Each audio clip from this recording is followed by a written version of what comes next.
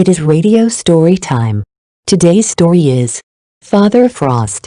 Father Frost is a Russian fairy tale, called Morozco, adapted in Andrew Lang's Yellow Fairy book as the story of King Frost. Illustration by Ivan Billiban, 1932. Note, read first before sharing with very young children.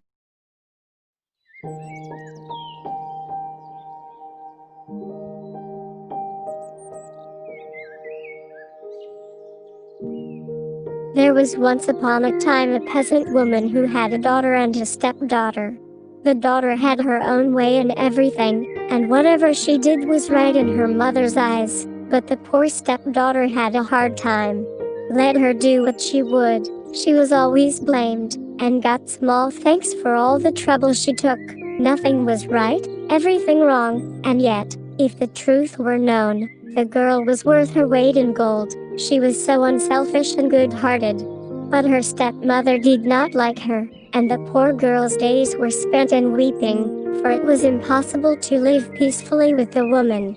The wicked shrew was determined to get rid of the girl by fair means, or foul, and kept saying to her father, "Send her away, old man, send her away, anywhere so that my eyes shan't be plagued any longer by the sight of her, or my ears tormented by the sound of her voice. Send her out into the fields, and let the cutting frost do for her." In vain did the poor old father weep and implore her pity. She was firm, and he dared not gainsay her. So he placed his daughter in a sledge, not even daring to give her a horse cloth to keep herself warm with, and drove her out onto the bare, open fields, where he kissed her and left her, driving home as fast as he could, that he might not witness her miserable death. Deserted by her father, the poor girl sat down under a fir tree at the edge of the forest and began to weep silently. Suddenly she heard a faint sound. It was King Frost springing from tree to tree, and cracking his fingers as he went. At length he reached the fir tree beneath which she was sitting, and with a crisp crackling sound he alighted beside her, and looked at her lovely face.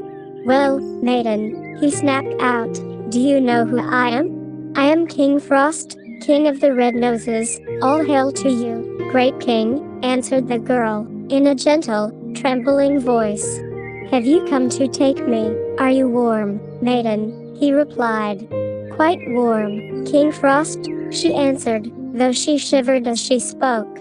Then King Frost stooped down, and bent over the girl, and the crackling sound grew louder, and the air seemed to be full of knives and darts, and again he asked, "Maiden, are you warm?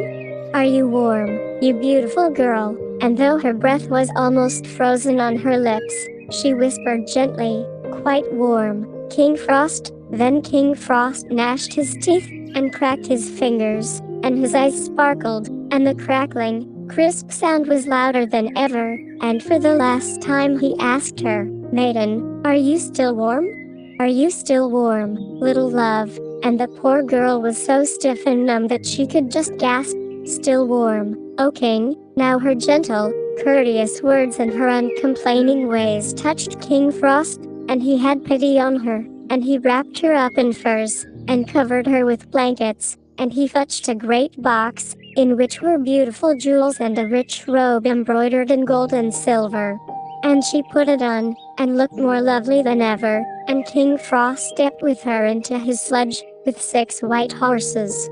In the meantime the wicked stepmother was waiting at home for news of the girl's death, and preparing pancakes for the funeral feast.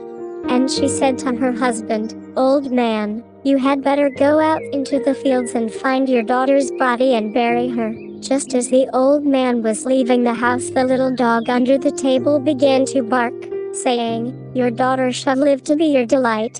Her daughter shall die this very night." "Hold your tongue, you foolish beast," scolded the woman. "There's a pancake for you, but you must say, 'Her daughter shall have much silver and gold.' His daughter is frozen quite stiff and cold." But the doggy ate up the pancake and barked, saying, "His daughter shall wear a crown on her head. Her daughter shall die unwooed, unwed." Then the old woman tried to coax the doggy with more pancakes and to terrify it with blows, but he barked on, always repeating the same words. And suddenly the door creaked and flew open, and a great heavy chest was pushed in, and behind it came the stepdaughter, radiant and beautiful, in a dress all glittering with silver and gold. For a moment the stepmother's eyes were dazzled. Then she called to her husband, "Old man, yoke the horses at once into the sledge, and take my daughter to the same field and leave her on the same spot exactly." And so the old man took the girl and left her beneath the same tree where he had parted from his daughter. In a few minutes King Frost came past, and, looking at the girl, he said, "Are you warm, maiden? What a blind old fool you must be to ask such a question," she answered angrily. "Can't you see that my hands and feet are nearly frozen?" Then King Frost sprang to and fro in front of her, questioning her, and getting only rude, rough words in reply, till at last he got very angry, and cracked his fingers, and gnashed his teeth, and froze her to death. But in the hut her mother was waiting for her return, and as she grew impatient she said to her husband, "Get out the horses, old man, to go and fetch her home, but see that you are careful not to upset the sledge and lose the chest." But the doggy beneath the table began to bark, saying, "Your daughter is frozen quite stiff and cold, and shall never have a chest full of gold." "Don't tell such wicked lies," scolded the woman. "There's a cake for you, now say, her daughter shall marry a mighty king." At that moment the door flew open, and she rushed out to meet her daughter, and as she took her frozen body in her arms she too was chilled to death.